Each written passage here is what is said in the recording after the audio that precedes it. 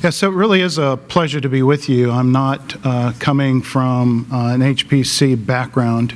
I am a computer scientist at NIST, have a history of working in artificial neural networks, pattern recognition, image processing, particularly from the domain of biometrics. I applaud the organizers for choosing the theme of machine learning and AI here today. Thank you for the opportunity to be with you. I want to thank Rupik particularly for the invitation. So I think it's timely for this community, but it's certainly timely for me to be here and being exposed to all the great things that you guys are doing. I must say that, boy, the simulations that we've seen over the last day and a half have been extremely impressive. And so now we're sort of making a transition here to the AI and machine learning as well. But we certainly we live in amazing times, and there's really such a convergence here of technologies. Now, Dr. Wong did a wonderful job of level setting what AI is, and we've been hearing some ideas about, well, really good descriptions about today's technology and a little bit about where it might go. So I am here to talk about what things are taking place at the U.S. federal government level in terms of preparing for AI, in terms of both policy and research and development. So we've already talked about what AI is. I just want to point out that we are treating, at the federal level, we're treating AI broadly. One definition is technologies that think and act like humans, and then also think and act rationally. And I like to point out that those two sometimes are mutually exclusive, which makes the problem a little harder. All right? And Dr. Wong did a great job of talking about some of these things. This isn't new. It's been around a long time. On this slide, I'd like to point out the middle quote there from our visionaries back in the mid-50s when they predicted machines will use language from abstractions and concepts, solve problems now reserved for humans, and improve themselves. And perhaps other than that last clause, I mean, we're seeing that here today. And of course, we're in one of these amazing new waves of innovation, and we talked about the convergence of data, the computing power that your community is developing and pushing forward. Improved algorithms, we've been hearing some about this with the deep learning. I would add that also another add to the convergence is the fact that this technology moves with us, and it's mobile, it's connected. We have cognitive assistance, if you will, sitting in our pockets today. And so this really is transformative. And now we have supercomputers in space. So that's pretty cool. So the focus of the work that I'm going to talk about within the federal government and the interagency work that I am privileged to help lead, the focus here is on the unclassified use of artificial intelligence and focusing on the social good that this technology can do. And while there's an extreme upside to being able to use this technology, apply it, solve new problems, as already has been discussed and has set the stage for some of what I'll talk about, there's serious challenges and risks with this technology that need to be considered as well. So these are things that have been considered within the subcommittee that I'm going to talk to you more about. We've already been talking about today's AI versus tomorrow's general AI, so I won't beat this subject down other than to reiterate the fact that today's AI is, you train primarily on a single task, and if you want to do something new, you have to retrain on the new task. That requires new sets of labeled data, and we just don't see yet the transfer learning so that you can do learning in one domain and then apply that to a new domain. We're starting to see that a little bit with some of the deep belief networks where you can take out the lower level layers of feature representation. And like if you're doing a visual image understanding or visual classification type application, you can actually move those around. So we're starting to see some inkling and implications of being able to do transfer learning. But certainly this is not general AI. And it's very debated as to when we might see the emergence of general AI.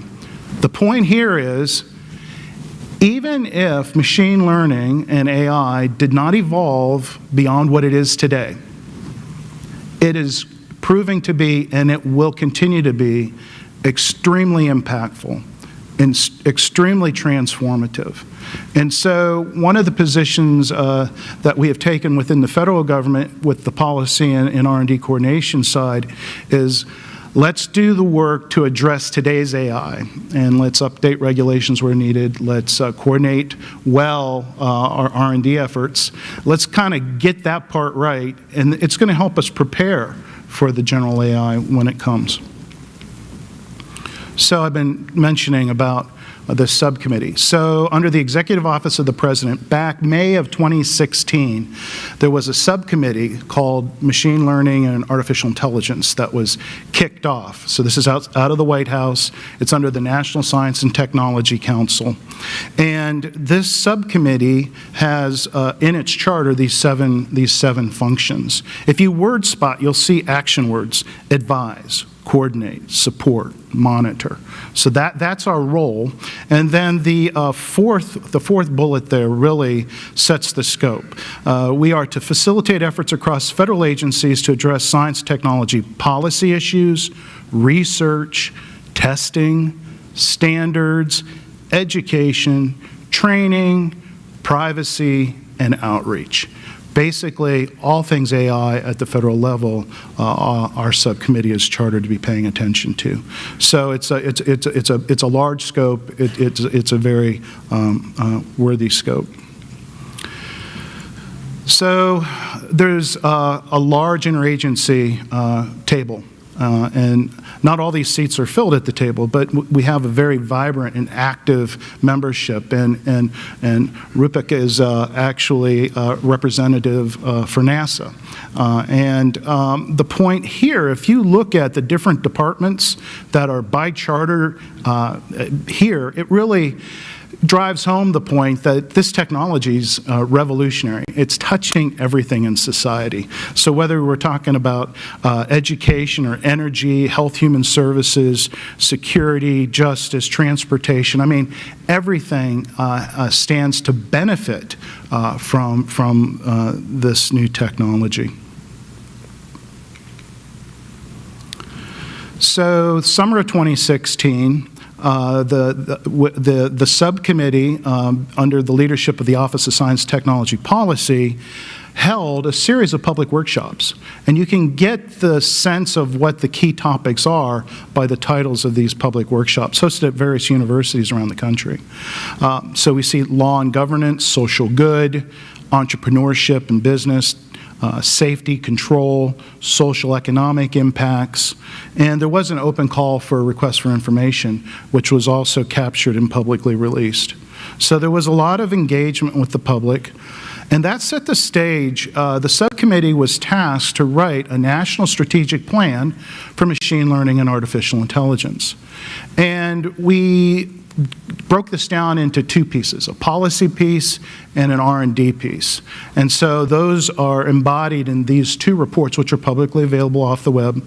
So we stood up in May 2016, fast forward to October 2016 of the same year, we actually had these documents in draft.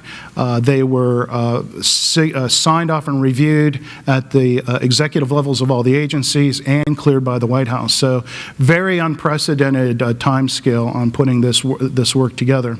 I might also add that we've had, we had some other people participate, so, and I'll get to that in a minute. So the policy report, we're going to talk about that first, and then we'll go ahead and I'll talk about the R&D plan.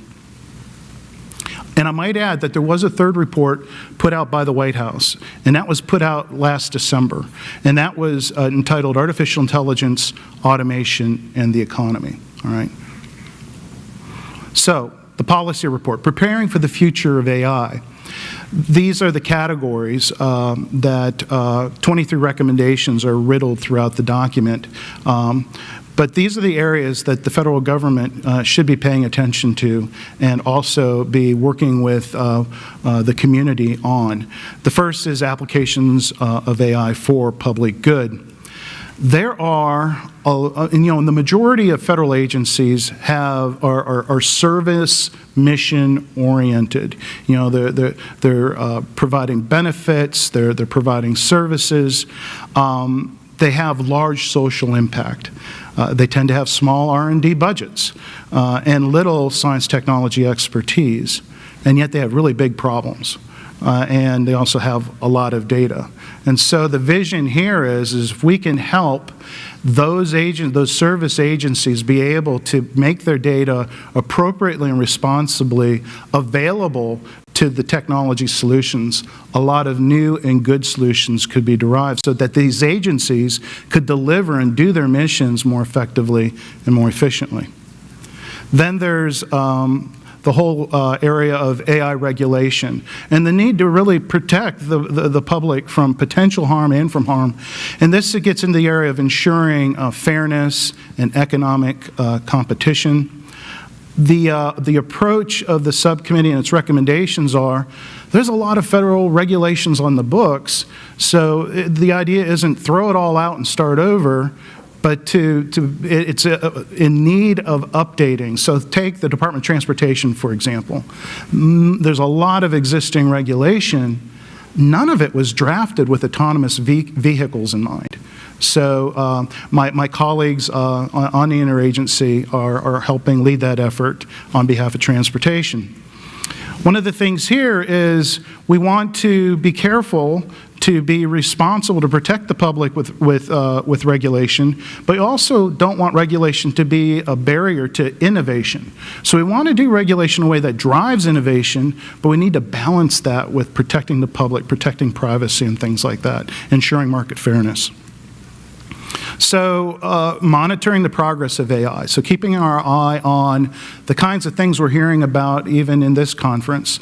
And particularly, we're looking for key milestones that indicate that we are leaping ahead from this narrow AI to general AI, and to be keep our eye on that.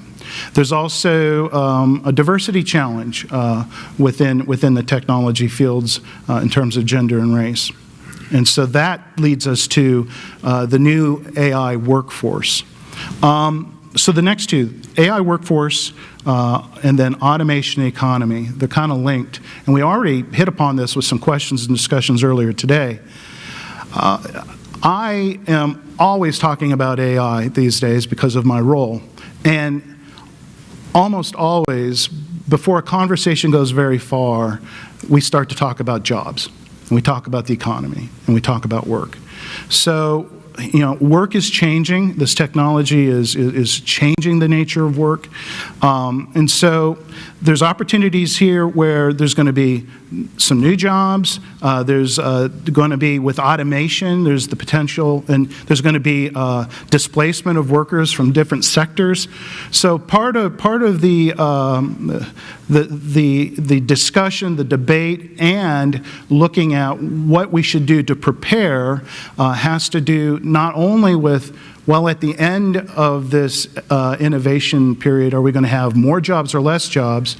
It's also important to realize the nature of work is changing, so there's going to be a lot of work augmentation. And so what does that mean as well?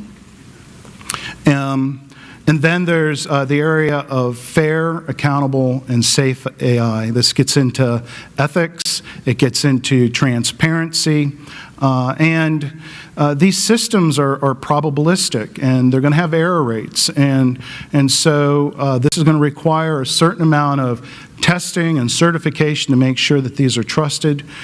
So how good is good enough if you're going to test these things, and how do you go about doing that? And then this is a global phenomena, right? It's changing the world. And so the report, while it is focused on social good and unclassified uses of AI, it specifically points to, but doesn't calls out, but doesn't address the need for AI in cybersecurity and AI in defense. So that's the policy report in a nutshell. Then there was this counter or complementary report focused on R&D, a national R&D strategy. We tasked our sister subcommittee, the Networking and Information Technology Research and Development Subcommittee called NITRD. We tasked them to write the R&D piece. And this was co-chaired both by Dr. Lynn Parker, which I think many of you probably know from NSF in this community. She's still part-time with NSF, but she's back full-time at University of Tennessee. And then Jason Matheny, director of IARPA. And they did a wonderful job of putting together a research map for AI. And you can see the members of the task force here. I was privileged to be on that task force, as well as Nikunj from NASA was on there as well. So we proposed a framework for how to scope out research related to AI, and it's reflected in this illustration. At the top, we have all these applications, and this is a long list, but it's not an exhaustive list. So this is just indicative of how AI technology is affecting and changing all sectors of society. At the bottom, there's this foundational cross-cutting layer that includes these categories that the policy report called out for ethics and legal and social implications, safety, security, standards and benchmarks, data sets and environments, and a capable AI workforce. And then in the middle, there's topical areas for research, both long-term, and then also because this technology is designed to interact with humans, so there's all this human-to-computer interfacing and collaboration research that's needed. So this was then broken out from that framework. There was identified 7 strategies, and these are strategies for the U.S. federal government. We should continue to make long-term investments in AI research. The high-risk, high-reward research that Dr. Wong was talking about, that NSF does, for example, and DARPA and IARPA. We should be working on effective methods for the human-AI collaboration. How will AI work well and in an efficient, effective, and safe manner with people? The ethical, legal, societal implications, researching those.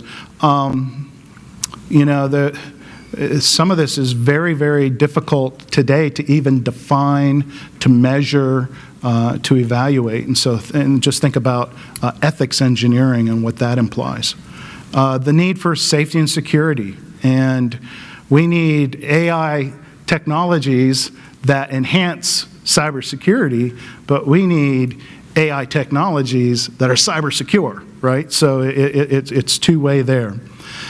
The need, this revolution, this technology revolution, if you will, it's driven by data. And so, as I mentioned, developing shared public data sets and creating environments for AI training and testing. And then with that, being able to measure and evaluate technologies through standards and benchmarks, something near and dear to my heart coming from NIST. And then better understand the national AI R&D workforce needs.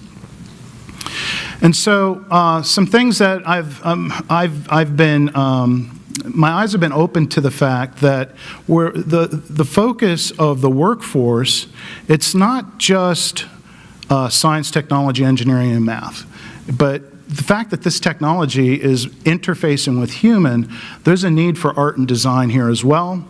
And there's a lot of research that needs to take place and continue to take place in the social sciences. So the psychology and the interactions of humans and with AI agents. And then there's also an aspect of preparing the pipeline for future workforce. So what does education need to look like?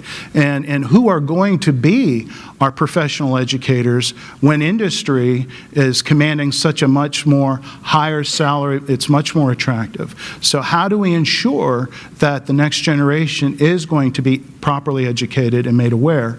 And that's true not only for the tech-savvy engineer developer, but it's also true for everyone, because we're all going to be engaging this technology in new ways. To summarize, we see the U.S. government's role in AI here, continue to invest in that basic and applied research. We should be an early adopter of AI technology and applications. We should work to release public data sets in an appropriate and responsible way, creating real-world test beds, supporting pilot projects, sponsoring grand challenges, prizes, funding rigorous evaluations of AI applications, and then also creating this environment for policy and legal and regulation that allows and promotes innovation while protecting the public. And the current work that we have begun is implementation of our strategic plan, that roadmap. And so the interagency is coming together, and we're going to be looking at these different fundamental areas of research and looking at where are our current programmatic thrusts, where are our dollars being invested, how can we best pull together common use requirements, look at methods and how to appropriately release data for R&D purposes. So that's where we're at right now. So I'd like to take the interagency White House hat off now and put my NIST hat on. I'm also privileged to be organizing and leading AI across our institute. And I'm not sure if all of you are aware of NIST. We're part of the Department of Commerce. And so we are here to work with industry, to promote competitiveness, economic competitiveness, openness through standards. And we work to cultivate trust. And I want to focus on trust for a moment. Actually, for pretty much the rest of the talk. Cultivate trust in technology by developing and deploying standards, tests, and metrics that make technology more secure, more usable, more interoperable, reliable, and then strengthening measurement science itself. How can we do measurement better? So this idea of trustworthy AI, there's just these categories that continue to be thematic throughout the policy report, the R&D strategic report. These are pillars, these are competencies of AI that are needed in order for AI to be trustworthy. It needs to be safe and secure and reliable, private, scalable, explainable. And we can do this through theory, but we've already heard that the theory is still lacking. So to be able to, it'd be great if we could prove it, we could build it by design and get these things built in. But these things just do not have that in them at this point. So you're left with testing and measuring in an empirical way. And so this is a page from our playbook. And I'll explain just briefly, we've been applying this for decades in areas of information search, natural language processing, identity speaker recognition, it's interesting that the decades of working with the community and driving innovation, it's now all coming together in these AI applications. And so what we have is we have a community of technology developers, technology users that have hard problems that need to be solved. We have data owners. The data owners and the technology users often are the same. The point here is to create an orchestrated measurement environment in training and test beds that can then be able to take technology, bring it into this environment, allow machine learning to take place, exercise those models against a task, and in so doing, be able to provide the machine learning technologies to data for the machine learning. Now, when you have public data, this is very easy, but as your data becomes more and more sensitive, it gets more difficult to be able, to the point of being impossible to share. So the point here is that we can continue to use this approach, and we can expose more data for more social good within the government if we continue to solve this security and interface and privacy where technology comes into the environment, can do its training and learning, and then be taken back out and then used for commercial purposes. So this is something we're continuing to work and elevate. And this could be used to solve applications for AI and machine learning, but it can also be used to drive the capabilities of AI deeper. For example, we were talking about explainability earlier. DARPA, it was mentioned that DARPA has an XAI program up, and they're looking specifically at explainability, and they're following this kind of model. So what does that mean for you all? Where does HPC fit into this? Well, clearly, in terms of this idea of open test beds, to be able to scale these things on large, big data problems, we need HPC to be inside these environments. So my ask, things to leave you with are threefold, and I've heard you all as a community developing these, working these, identifying the need for these. We need reusable and adaptable means of being able to provision, configure, stand up, execute these training and test beds, tear them down, and they have a life cycle for a certain amount of time, for a certain focus or challenge problem, and then we move on. So this idea of being able to in an agile way and an efficient, cost-effective way, be able to stand up and tear down these environments, they need to scale. And so to be able, and we heard a couple times, and early on we heard that deep learning is supported by an architecture and a hardware that's different than what other HPC type architectures can support. So we need this seamless ability to move from the virtual and the cloud, but making sure that the right architectures are there to support this learning. And then my last pitch, it's more to my federal partners in the room, and this gets to a question I asked yesterday. There is a need to be able to provide, particularly a small business, the ability to have access to HPC type resources that allow the creation of intellectual property to help business thrive. Because we know that innovation and the voice of innovation, I'm all about competitive markets, I'm all about large corporations, but we don't want the voice of innovation from smaller businesses to be quieted and not heard. So we want to be able to enable them to be able to help drive this as well. So that's it. That's the overview. I'm going to be around the rest of the afternoon, so happy to talk about these things. And thank you again for the opportunity to be here. Hey, I sort of have I don't know if it's a question or, but I'll ramble a little bit. One, AI scares me. I'm very pessimistic about it because I think it's going to develop much more rapidly than we're willing to admit, and that brings up the question of role of human beings. But September 1, basically, Vladimir Putin announced a moon race in AI. Very clear statement that the nation that has dominance in AI will dominate the world. That's not an idle threat. And we've seen some of the things he's done.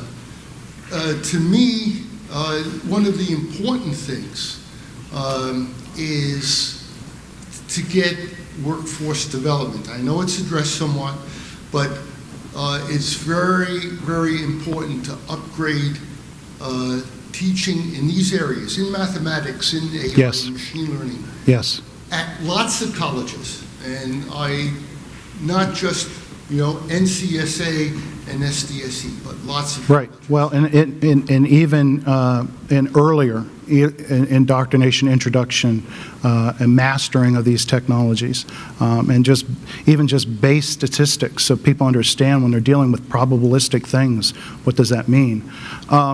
Your comments are well made, and so I am in agreement with those. The subcommittee's motivations are aligned to those. I would say, even if Putin didn't make his remarks, we know it's a competitive worldwide market that we're talking about, and how is the United States going to maintain its U.S. competitiveness in that worldwide market, in that worldwide race to innovate. And, you know, I mean, we know publicly that the Chinese government has made it very clear that they're all in.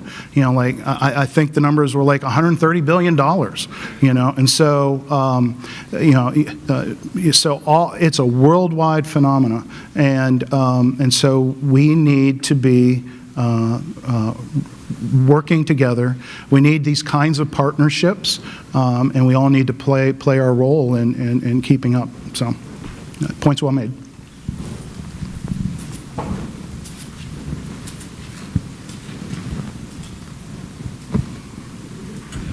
So much of this development is happening in industry, where Yes. maybe you don't have as much visibility or impact. Can you talk about how you're reaching out to industry, or how that work is going? Yeah, industry has been a part of this dialogue from the very beginning. So it was public engagement, academic engagement, industry engagement. And so, you know, we've had discussions with the Partnership on AI. There's been a number of different dialogues and forum for that. You know, the question is, I think, twofold. There's going to be the point of some of the focus of the subcommittee is there's going to be some applications for social good that do not have a bottom line for business. So that would be an appropriate place for the government to pay attention to and to support.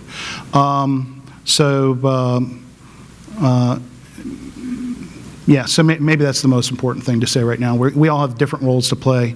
Oh, the other thing too is there really is, I believe, a need for this.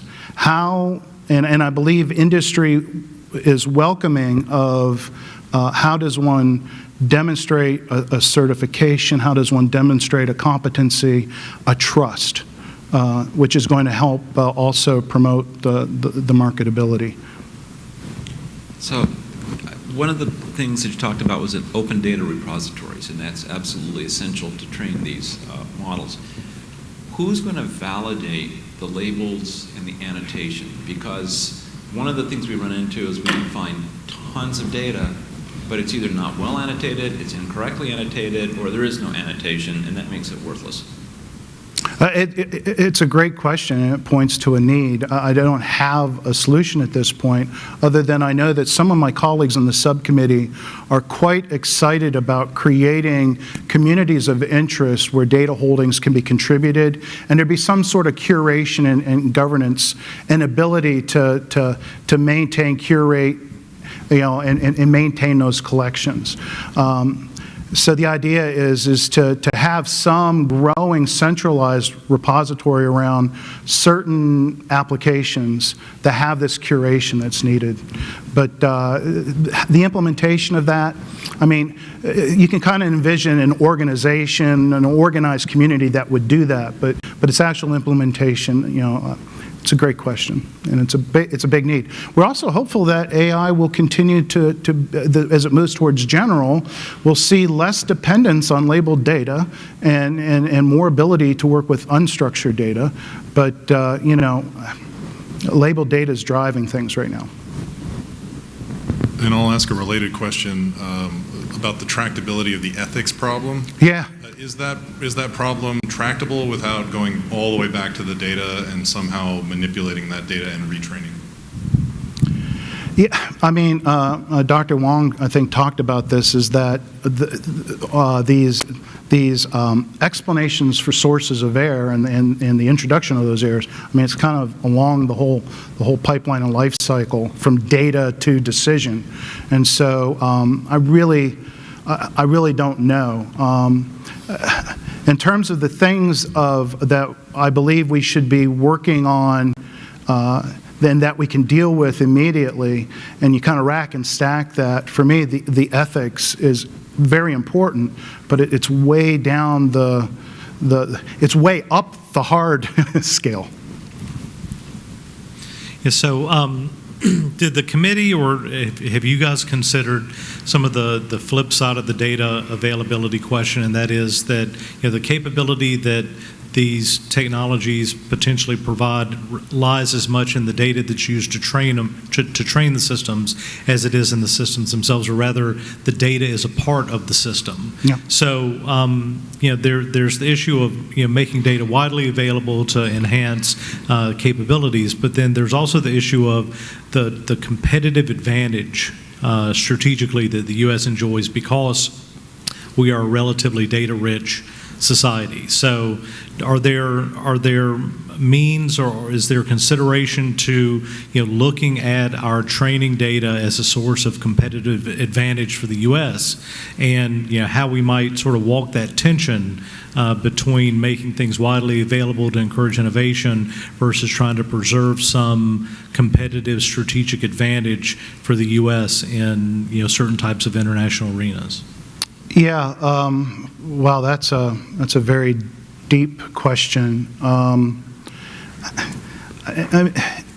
In some ways, data is a global commodity, and so not all data is alike, and so I don't know if I can speak from an American competitiveness point of view, but I can certainly speak from a sensitive and classified point of view, and that my hope is that we would be able to bring technology to the data, right, and that gives us control, and it allows us to keep the data. And so that mechanism, if we can figure out how to do this so that the data models can go back out and the data stays. And that's a lot easier to say than it is to realize. But if we can figure that one out, we get control. And when we get control, then we can support all kinds of policies. But I mean, this is all on the unclassed side, so we're certainly looking more for supporting open research. But Michael, thank you. Yeah, thank you.